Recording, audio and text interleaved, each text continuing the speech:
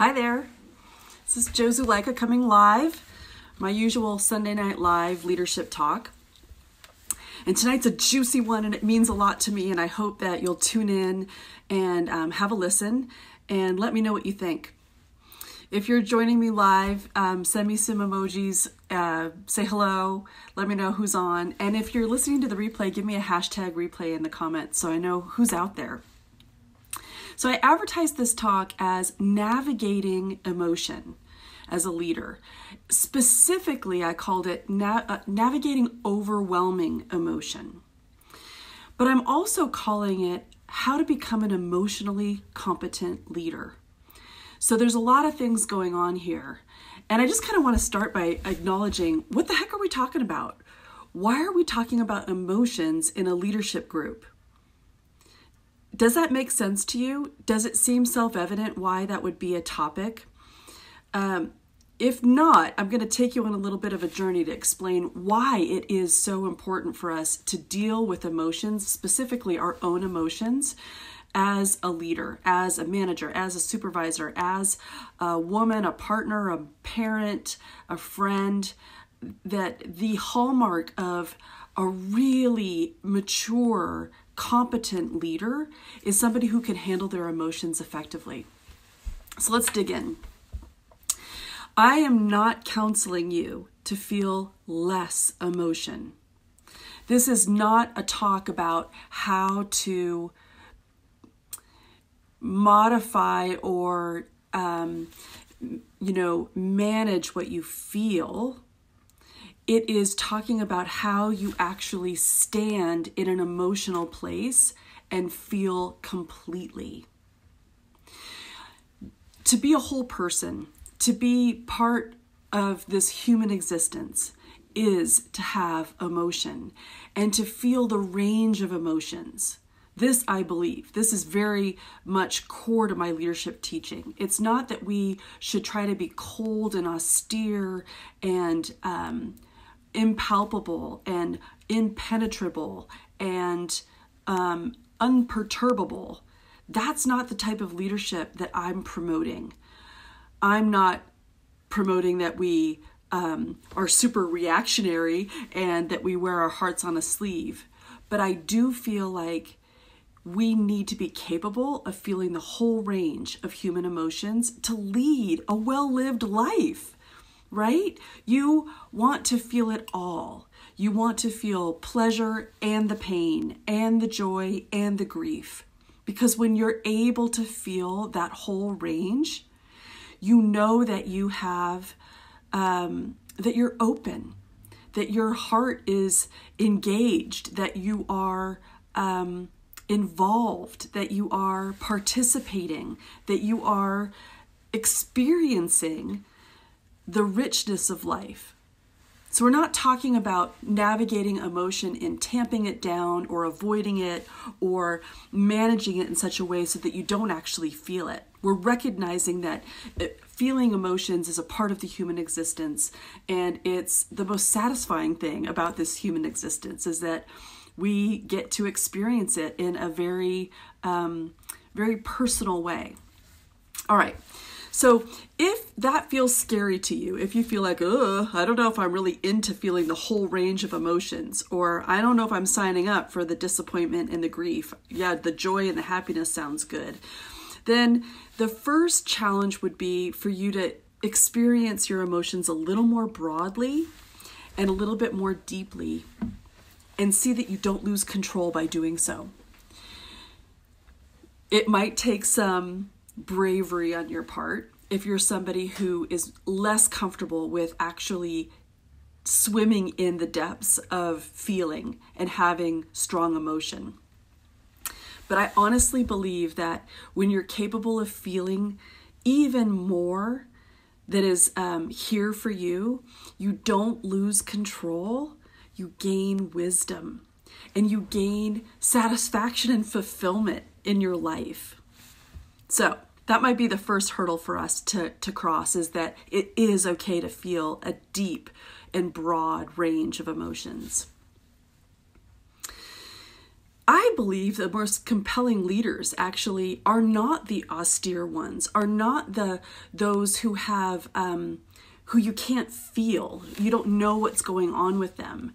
And I don't just mean, political leaders or business leaders or whatever leadership kind of connotates for you with that term. I mean, anybody who's pushing the boundary in this existence, poets, authors, musicians, artists, thinkers, philosophers, they bravely stand in having emotion and are able to sort of explain it and distill it or express it in a way that enriches our lives.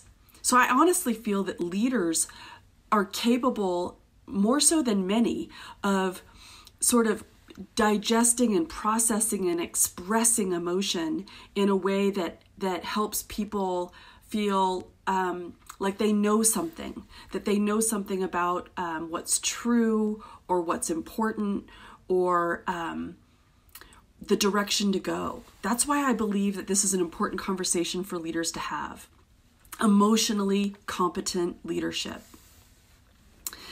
I even think athletes are capable of this. And if you think about it, it might not be such a huge leap. Like most of the Hollywood movies that we're attracted to have sort of like this emotional component of pleasure, pain, or overcoming something, or rallying around a vision, or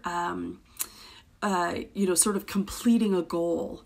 The emotional piece is what we're so drawn to. And that's who we revere in entertainment as actors that are able to help us experience emotion. So am I making the case well enough for why you as a woman leader want to feel the range of emotion, and also that emotions are important in leadership? Give me an emoji, send me a hi. Give me a high five. Tell me if you're tracking. So here's another aspect to it as well. If you are outside of your house in the world, you will have challenges to your emotional state that you can't avoid, right? Like all you have to do is recall the last time you have felt like you were boiling with anger, or you were so, affected by an event that really got you going. Sort of like the 2 a.m. rollover in the bed, wake up feeling angry again about some injustice that you experienced during the day. Or, when you just can't let something go because it really did touch you. It's another signal that that emotions are not to be avoided. They are human and real and absolutely core to who we are. And so our challenge is to be able to navigate them competently rather than suppress them. So let's carry on. So what if it's too much, right? That's what this talk is about, is navigating intense emotion or overwhelming emotion. Sometimes those are two different things. Intense emotion can be very straightforward. If you feel like passion or grief or physical pain can be very intense and not challenging to understand. Like it can be very cause and effect, obvious. You stub your toe, you go, ow.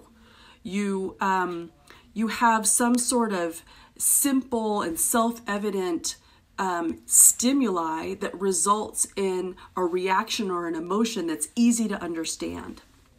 Those intense emotions are not really what we're talking about. We're talking about when you feel sort of overwhelmed and incapable of sifting and sorting and coping with the intensity or the range of emotion that you're experiencing. So I'm talking about when feeling your emotions is confusing. So unlike the stub your toe, feel ow, which is the simplest, way I can describe having a cause and effect emotion, there can be so many experiences that we have, whether it's at work or in our personal lives, where something happens that causes an emotion that's sort of confusing and complex. Let's say you feel criticized, or you're slighted. You're not invited to something, or somebody says something to you that makes you feel like it was not a compliment. You might feel some sort of disrespect or manipulation or bullying or feeling lied to or feeling like, that something that's kind of in that zone of like something isn't quite right and it's bothering you and you don't exactly know what it is. You might know what it was that was the incoming thing that was offensive to you, but you don't really know how you feel or why you feel it. It's confusing. You might feel defensive. You might feel angry.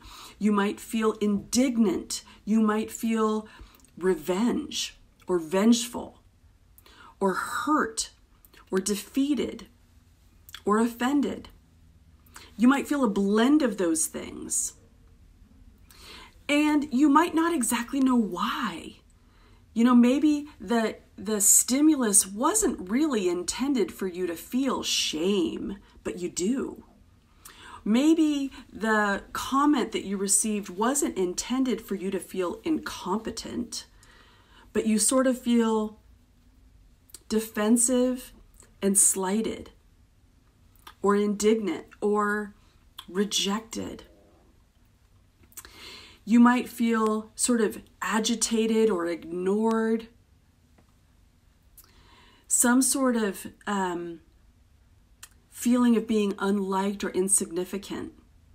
All of those feelings are sort of these more vague interpretations of an emotion that sometimes are difficult to sift and sort and to name and to know exactly what is it that I'm feeling and why am I feeling that way? Is that resonant for you?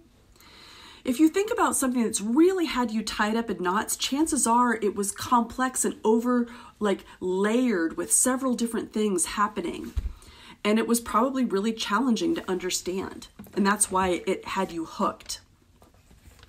This is what we talk about. This is what we're talking about in terms of becoming emotionally competent, is when you have these complex, layered, intense, personal, emotional responses to something. You can feel saturated, like your experience can kind of feel like overwhelming and confusing at the same time. So we're not talking about like the straightforward emotions of like pride or love or grief or sadness or disappointment that are very easy to draw the cause and effect. We're talking about the complicated ones that have you sort of feeling overwhelmed or confused or unclear about what's really going on. You just kind of feel agitated or unquiet or annoyed. Does that make sense for you? Especially in the workplace, if you feel like somebody's just really sort of cut you down or you have sort of a reaction to something, you may not be able to find the actual cause and effect. The stimulus just leads to a coping mechanism where you might not really be feeling the emotion that is that's happening to you. You're reacting to it. So let me take you through this. I know this might be a bit of a concept. Maybe you feel humiliated in some way, or you feel defensive, or you feel slighted and insignificant, or you feel unliked or rejected. Instead of actually feeling the emotion that is there, it might feel sort of confusing and uncomfortable. And so what we often do is we buffer against that emotion. We don't really want to feel those things. They're very uncomfortable and they kind of funnel down into some deep insecurities that we all hold. And by buffering, I mean the definition of like something that lessens or absorbs the shock. So we don't really feel what's there. We do something else to not feel it so intensely. And the coping mechanisms are easy and obvious. They're something that gives you pleasure, often instant physical pleasure, like eating or drinking alcohol, doing drugs, gossiping, or trying to find an ally that agrees with you so that you don't have to feel the emotion that has been directed at you by someone. You can sort of shift the blame and the responsibility for making you feel that way by, venting or complaining or gossiping. We try to find safety with these uncomfortable emotions. And sometimes that involves instead of really thinking about how we're feeling, sort of disparaging the place in which we received the negative stimuli. Often we'll go into some numbing, like some of those things that I just listed. Shopping is actually a buffer for feeling emotion. So online shopping or going shopping, going out in the world and buying something. Retail therapy is a real thing that helps you feel something better than what is there for you to experience. Or even, sort of like mindless scrolling or numbing behavior, like binge watching on Netflix. It's a way of not having to cope with the emotion that you don't want to feel. And the whole reason I'm talking about this is because this is real, right? This happens. This is in our life. And for us to be effective leaders, we need to be able to cope in a better way with that emotional stimuli than the buffering, than the numbing, than the saturation feeling, and not really being able to know exactly how we feel. And so the whole point of my leadership program is getting to the heart of this. This is what we start with, is getting to the heart of our own emotional intelligence by growing our self-awareness and growing our ability to self-manage. And again, it doesn't mean managing our emotions by feeling less or kind of like cogitating about things and not having that human experience. It means becoming more effective at feeling and being able to cope with the emotional stimuli that's in our lives. That's what it means to be emotionally effective, to be competent with your emotions, is to be able to feel them and not have them rule you, right? So my whole program starts here. My whole leadership program starts with emotional intelligence, with the core of you navigating emotion and coming into that self-awareness and that self-management that is the bedrock from which then you can go forward and manage other people, because you're capable and aware and fluent in what's going on in your internal environment to the point where you can manage yourself so that you're not just reacting to things. You are coming from like a conscious, centered, knowing, confident core place.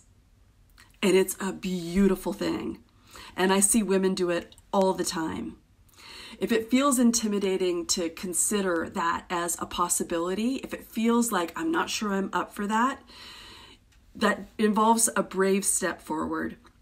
But that's why you do this personal development work with a coach, with somebody who is your guide, who is in your corner, and helps you through the process as you gain a new skill set.